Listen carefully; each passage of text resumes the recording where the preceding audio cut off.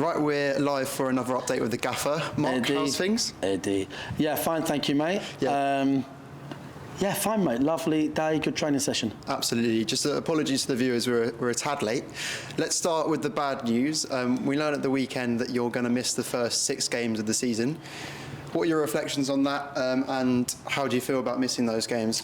Yeah, I mean, it's really poor in respect of a 6-game ban for that misdemeanour. I mean, look, it's I can only tell you what I told the FA, really, which is obviously I apologise if that comment crossed the FA's guidelines, but it doesn't cross many guidelines in life. I was listening to TalkSport only 2 days before that when Alan Brazil spoke about how in F1 it was safer for women because they didn't have to reverse. That's what he said, and they were all laughing and joking, Ofcom monitored and whatnot. And you know, these are cliches that have been used for donkey's years, and the FA have their own guidelines around that, and I respect that. And obviously, genuinely, if anyone, if there is one person offended by clearly what was a joke, then obviously I would apologise for that. But let's face it, let's be honest, we know that there would be wholesale absolutely no one in a million years remotely would have took that in any other way than the joke that it was intended to be. So I'm not a sexist, obviously, and we got a 6-game ban. Listen, the FA can only work within the guidelines that they've got, right? So I respect their processes, and they handled it fairly. The minimum they could give me was a 6-game ban.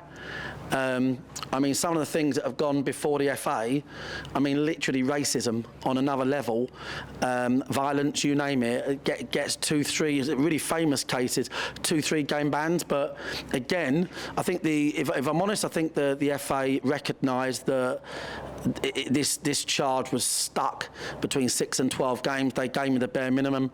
I appreciate that. I think my personal opinion, as I told them, is that you know, the FA should stick to football.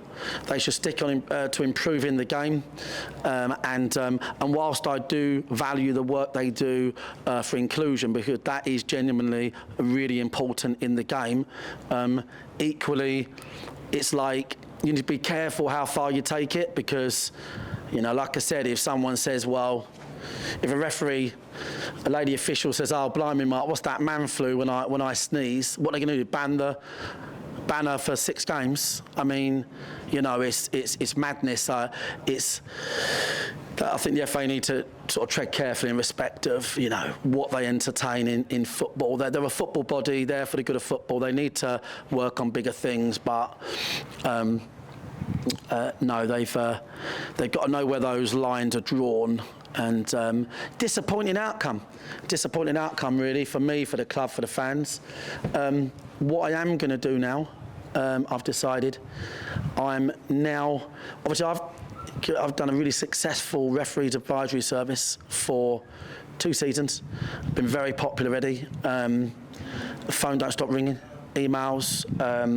We do lots of talks now to Referees Association who want advice, and now I'm going to do offer FOC, car valet service at Meadowbank, for men and women.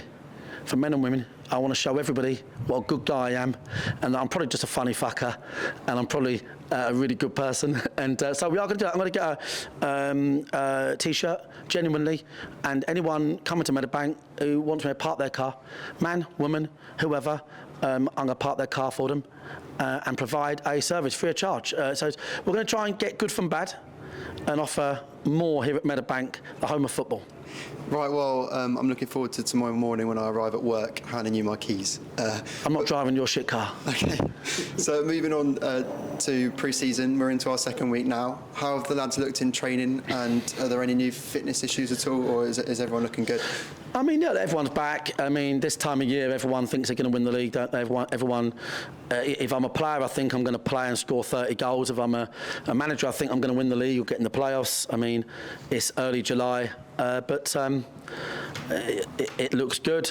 The new boys look great. I think Denon and Frankie really standing out. I mean, best of all, good people around the place. The management team as well. Obviously, we've got Jordan, Mickey fucking Dan, as well now with Rob. And we've got obviously Ben Bacon in, who's done a phenomenal job all through close season. So we're in a much different place to where we were this time last year. But pre-season is there to test you. You know, you want to get through it, keep people fit. Inevitably, you're going to get the odd injury.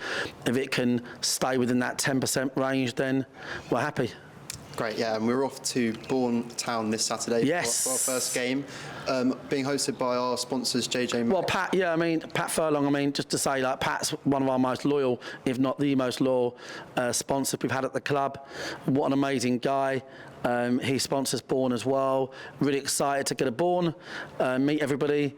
And obviously see Pat as well, and yeah, for an opening game, we're staying in Peterborough, yeah, we'll be going out in Peterborough as a team. Any supporters, come and find us and join in with the fun. Yeah, and I believe Bourne have offered all of our travelling fans a free pint and a free pie as well, which is a great incentive. Bourne through Pat. Yeah, if you travel up there, if you're one of our fans, then a pint and a pie. It doesn't get better than that. That's what non-league football's all about. So yeah, looking forward to that. And yeah, the boys, you'll get to see the new boys. You'll get to see the new white kit, because we're wearing the white kit. It's also our first official game with OLBG. And we shouldn't underestimate that partnership. Richard Moffat and Toby have been an incredible support to the club already. I'll be honest, like, we've got like a 5-year deal. I want it to be 20 years. Like, we've for years wanted to find a partner like this. It's not all about money with us. It's about the bigger picture, people that want to be part of it. So yeah, first time in a officially OLBG kit. First time seeing the new boys. Free pie and a pint. Won't be doing the valet service at Bourne because I don't know their car park, so it could have a few twists and turns. Fair enough. But yeah, looking forward to it. Great, and then just finally, we've announced our free games for the price of 2 incentive for our home pre-season. Right, okay. So we've got Leatherhead, Aldershot and Walton Hersham. Yep. So it'd be great to get as many fans as we can down to Meadowbank to see the boys before the league season starts. Yeah, I've got like a bit of a thing like where I always worry about pre-season and early season attendances. People tend to be a little bit sleepy, summer holidays, all the rest of it. So our support last year, amongst what was a difficult season, seemed to just grow. Our home attendances at the back end were really big. I just want to carry on with that. We need to make Meadowbank like it was in our first season in the National League, and certainly the last time we got promoted, it was a fortress. I think we dropped 4 or 5 points all season, and the crowd play a big part. So if we can, I know we'll have our loyalist red and white army there, but if we can start, if we can pack the place out. Summer's a good time to be down here. You know, we've got the outdoor bar fan zone, and I'm happy to park your car. And so get here, you see me, I'll have my T-shirt on, valet parking services for men and women, and throw me your keys. We'll put them in a box, come back, get it later, if you're not blind drunk, that is. So what a great place to be. Meadowbank, 3 for 2. Absolutely. Well, best of luck this Saturday. Cheers, Eddie. Have a good time. Cheers. See you there.